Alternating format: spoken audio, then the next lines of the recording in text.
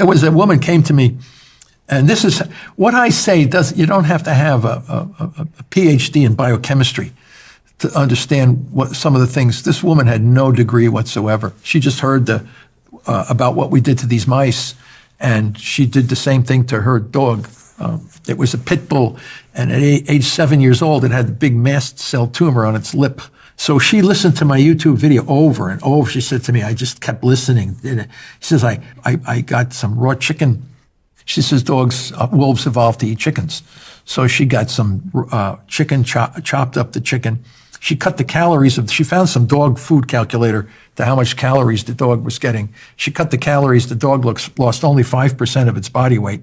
She got pollock fish oil, raw eggs, and cut all the calories. Everything was all natural for this dog.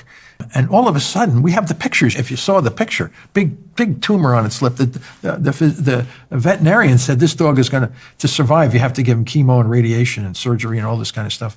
And it's going to cost a lot of money. The dog's going to have diarrhea. It's going to be, she didn't want any part of that.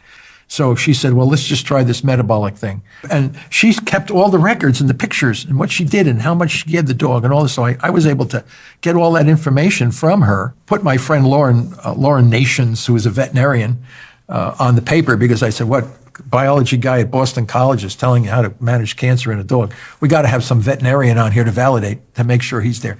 And he looked at the pictures and we looked at all the thing. It disappeared. So what happened was the dog eventually died of heart disease at 15 and a half years of age. So essentially, that's the only, when people say, well, metabolic therapy cure cancer, I say metabolic therapy is never considered a cure for cancer. It's an effective, non-toxic management for cancer. But in the case of that dog, it appeared to work. It appeared to cure the dog. But that's the only one I'll say, oh, he's going to say cure cancer. No, that dog happened to he died from old age from a heart attack.